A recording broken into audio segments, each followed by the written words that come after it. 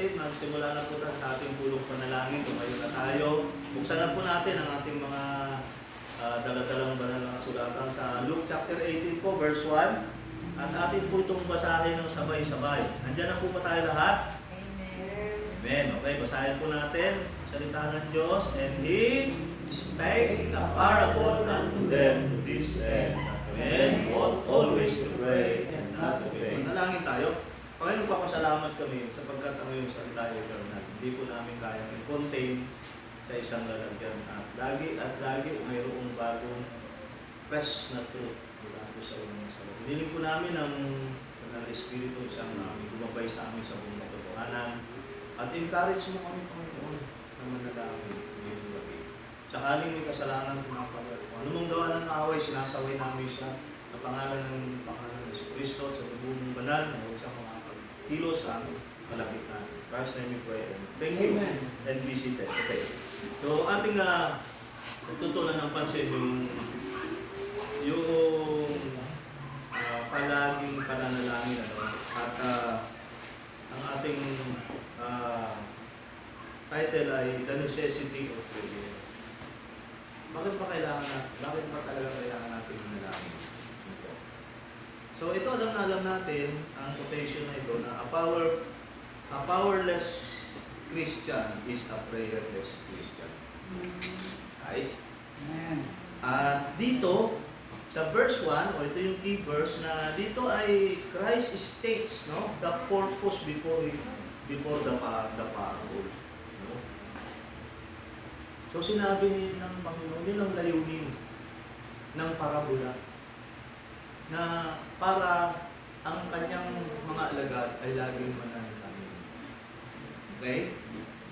At sa Griego, itong always pray, pantos prosio kumai, yan, ibig sabihin always pray. No? Ang ibig sabihin nito is constant dependence. Or it suggests necessity. Amen? At alam din natin na since this is a parable, it is an earthly story with heavenly meaning. Amen?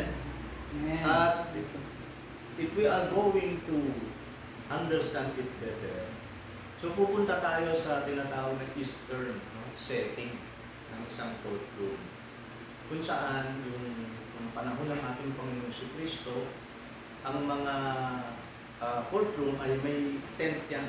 They go from one place to another. Tapos andun nakaupo yung judge, andun yung mga assistant niya.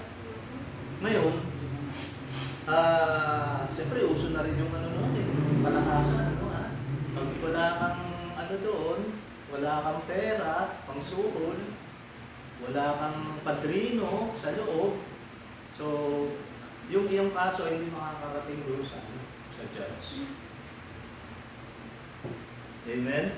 So, kahit na, kung babalik tayo sa lumang tipan, ay mahal ng Diyos ang mga babaeng malo. No? May utos siya para sila ay sustain. Hanggang sa New Testament, doon sa historically, Book of Acts chapter 6, kung saan talagang mayroong ministry din ng local church ang pagsusustain sa mga babaeng malo. Kasi nga, wala na silang inaasahan. At dito, sa parable, mga kapatid, ay may 3 hadlang yung babaeng palo. Para siya, ang kanyang kaso, ay makarating doon sa judge. Una mga kapatid, babae siya. Hindi pinapayagan, walang standing o status ang mga kababayan kung natatayo doon sa para i-represent ang kanilang sarili. Pangalawa, dahil siya ay widow, dapat sana yung kanyang asawa ang nagre-representa para sa kanya. Pangatlo, siya ay mahirap, wala siyang pangsulong doon sa mga assistant ng judge to get her case, doon sa mismong courtroom. Okay? Ngayon, so parang tayo lang, ganito yung babaeng balo. Pag ini-ignore natin ng panalangin, we are acting like the widow. Amen? At kung iniisip naman natin ang Diyos ay parang judge na kailangang suhula, we are acting like the choice. Okay? So ngayong gabi, ating alamin why is unceasing prayer an absolute necessity for the believer. Bakit ba talaga kailangan natin manalangin, mga kapatid? Ating unawain. No, una, prayer precludes spiritual fainting sa verse 1. So, ibig sabihin nito, pinipigilan niya o hinahadlangan niya na huwag kang manghina spiritually. Kasi ganun yun eh. If you don't pray, you pray. Amen? At dito nagbibigay lang ang Panginoon dalawang choices. Manalangin ka o manlupay-pay. Eklakeo, sa Greek, ang ibig sabihin yun, magpupulaps ka or you lose heart. Amen? Lose heart, usually nawawala ng pag-asa yun eh. Sa mahabang paghihintay. Amen? So, spiritual weakness is internal, not environmental. No? Hindi dahil sa meron kang narinig, may naramdaman ka, may nabasa ka ng pananapekto. Hindi, nagsisimula yan sa kalooban mo. Kapag napabayaan mo, ang spiritual life mo, doon ka magsisimula manghina spiritually. Ay vulnerable ka na, sensitibo ka na, sa lahat konting tapik lang sa ilang kaaway ng mundo, at mismo ng sarili mo, bumibigay ka na. Amen? At sinabi ng Panginoon doon sa John 15:5 na wala tayong magagawa kung iwalay tayo sa totoo. May mga bagay na hindi na natin kayang kontrolin, malibang ipagkatiwala natin sa Diyos. Kasi kung iisip-isipin mo, wala naman talagang magagawa ang pagkaalala. Lalo lang tayong magkakasama. Amen? So ito ay katulad ng paghinga, no? Ang ating spiritual survival. Subukan mong hindi huminga. So, spiritual survival natin bilang isang Kristiyano ay nakasalalay sa ating pananalangin. Ang ibig ko sabihin, kaya nga always pray, ibig sabihin, ito ay bahagi na ng iyong buhay. Hindi yung mananalangin ka occasionally o kung kailan mo kailangan. Dapat keep in touch ka sa Diyos mo. Alam mo, hindi ko ano ba yung ibig ko sabihin?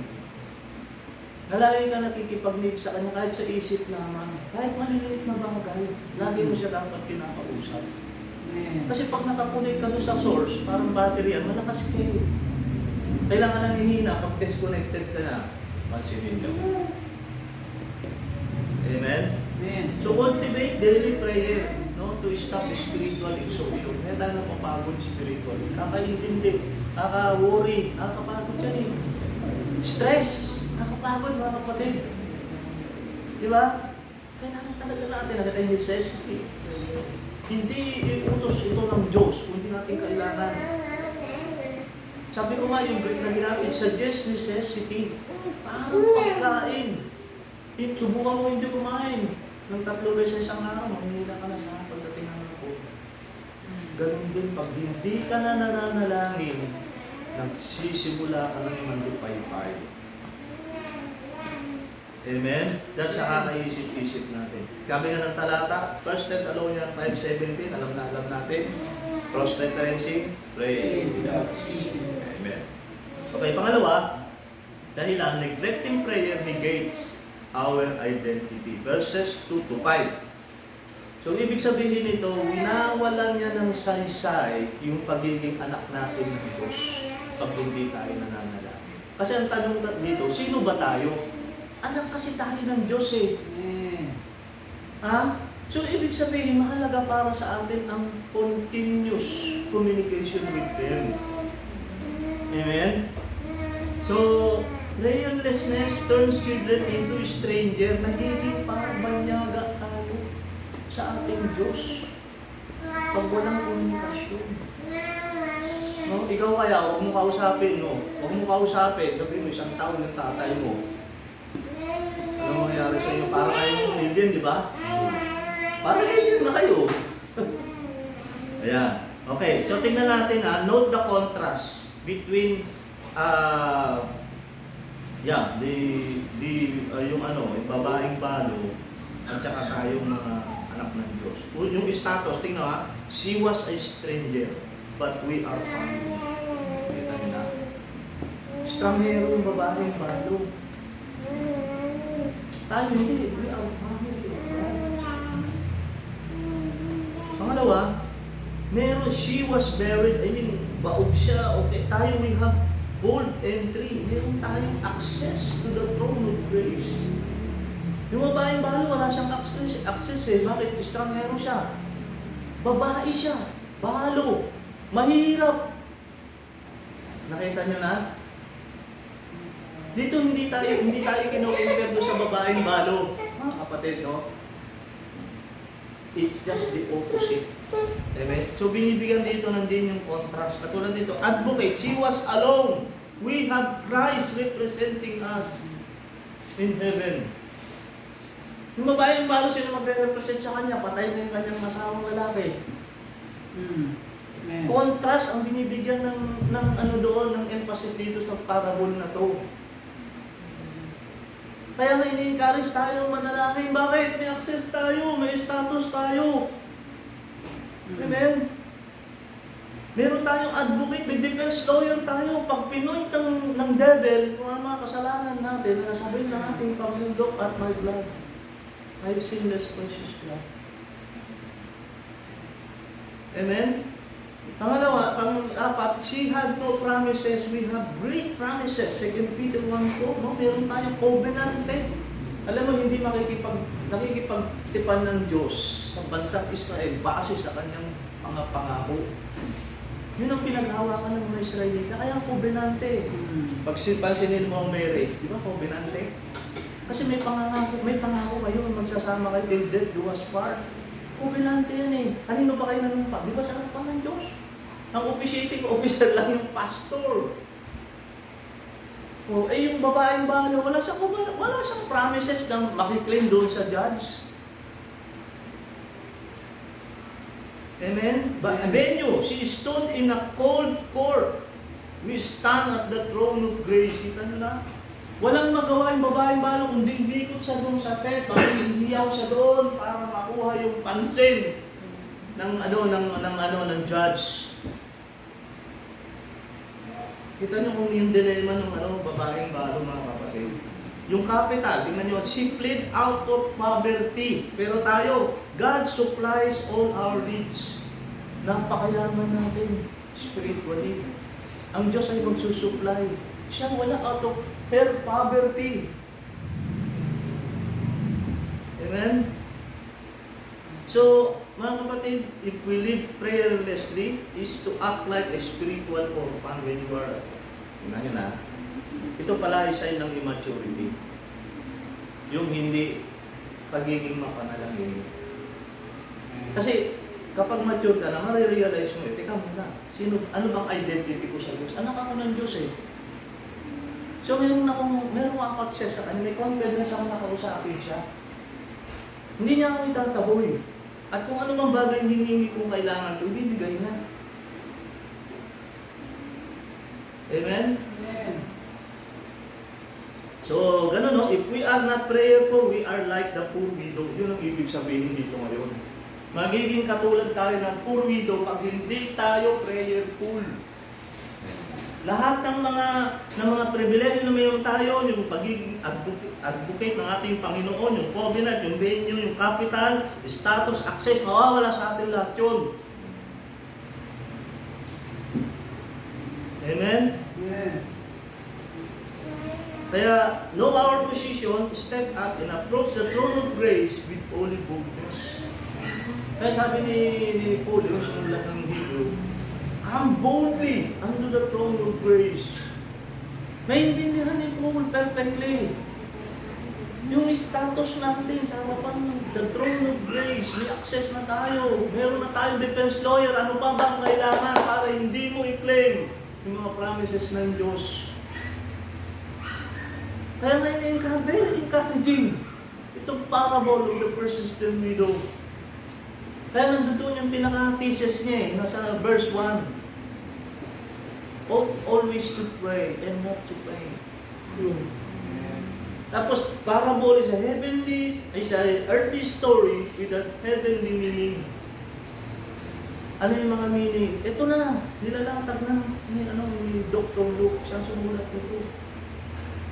Anong ginagawa niyo? Ba't hindi kayo nananalangin? Sinasayang ito, napakaraming pribilehiyo na para sa inyo. Amen. Amen?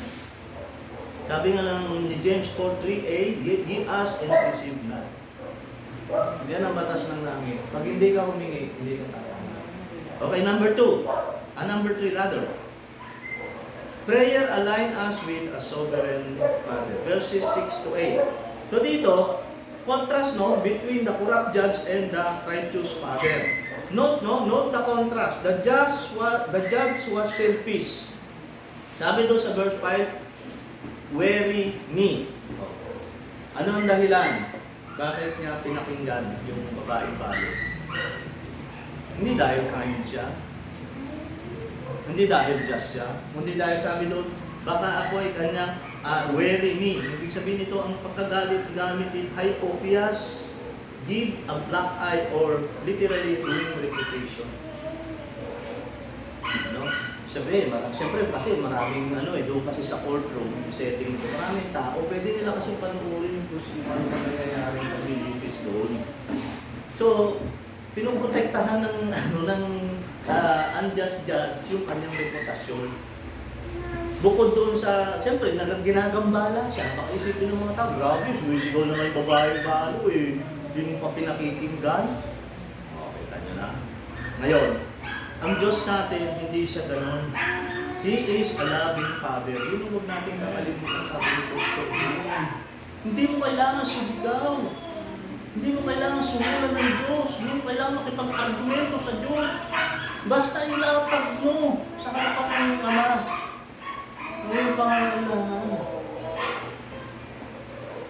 Amen? Amen.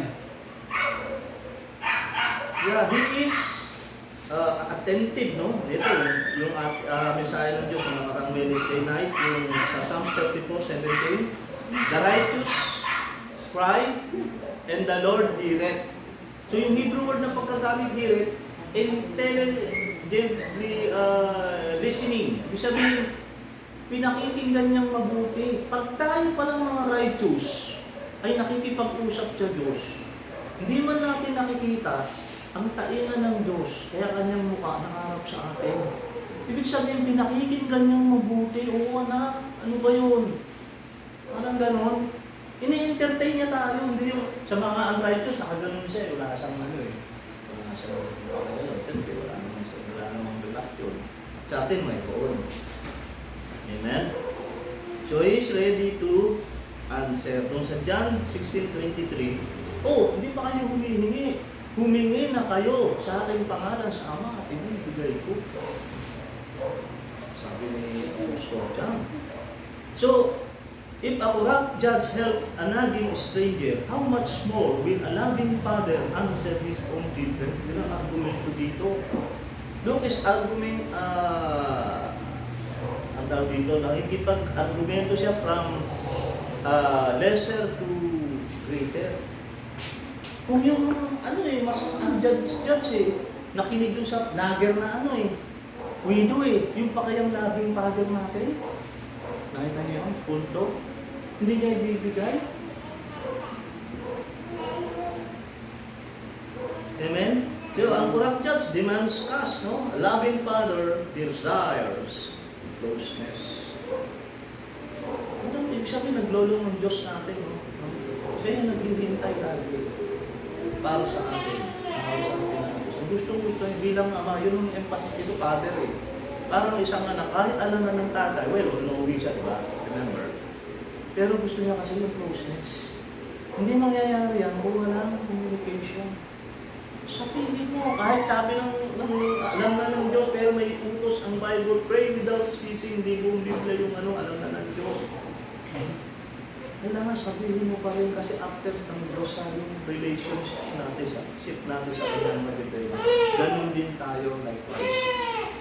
Amen? So as and wait, God's delay are not denial, they are preparation. Ano na? Hindi ibig sabihin na hindi pa mo pa natatanggap yung hinihingi mo sa Diyos ay dinidinay yan ng Diyos. No! Hindi dinalo yun. It's a preparation. Maaaring hindi ka pa handa tanggapin yung pagpapala sa ngayon. Maaaring i-stretch out pa ng Diyos yung faith mo bago ibigay yung hinihingi mo. Kasi ganun tayo, pag may problema tayo, malapit tayo sa Diyos. Diba? Abot-abot ang ating panalangin. No. Kaya pasalamat din tayo sa Panginoon kung meron tayong mga pagsubok. Kasi nagiging way yan para maging mas malapit tayo sa ating Ama. Okay? So sabi nga doon sa Matthew 7:11, how much more shall your Father give good things to them that ask Him? Okay. Sa makatuwid mga kapatid, the ultimate contrast, ito, if persistent works on an evil judge, I'm to think of it. Prayer works perfectly on a good God. Ito yung punto. Kung nag-work na doon sa unjust judge, sa Diyos pa rin natin. So prayerlessness is self-sufficiency. Persistence is the evidence of faith. The last verse, verse 8. Ebidensya yun. Lagi natin sinasabi, when we keep on praying, we keep on fasting. Ebidensya siya. Kaya masabi niya, pag dumating ba ang anak ng tao, may makikita pa akong pananampalataya. So, cross-reference mo yan doon sa sa 2 Timothy chapter 3 na sinasabi doon na isa sa mga palatanda ng mga huling panahon ng mga tao mawawala na ng pananampalataya. Amen? Naman tatamig mo. Okay. So, reveal your broken prayer altar. Move from worry to spiritual authority. Yung prayer altar mo na nagiba, itayo mo na. Amen? At yun nga, move from worry, ano na yung pinag-aalala mo, laban ng spiritual ito eh. Kasi, anong negative ang thought, ang index sa atin, lalo natin, pag may sakit tayo, ay, naku, mamamatay. Ako sa akin, madalas ganun eh, habang nag-aaral ako, ay, mamamatay ka na dyan, ganyan na lang, kung ano-ano eh. Spiritual lang. Kaya pag tayo nakakaranas ng ano, mas lalo tayo hindi makamalangin. Huwag mo di dapat napuputol. Hindi dahil anak, panalangin ako. No! Tuloy-tuloy. Mga kapatid. Okay, sabi nga ng kasabihan, nabanggit ko na kanina, a prayerful Christian is always rich and strong. Yan po ang mensahe ng Diyos. Amen!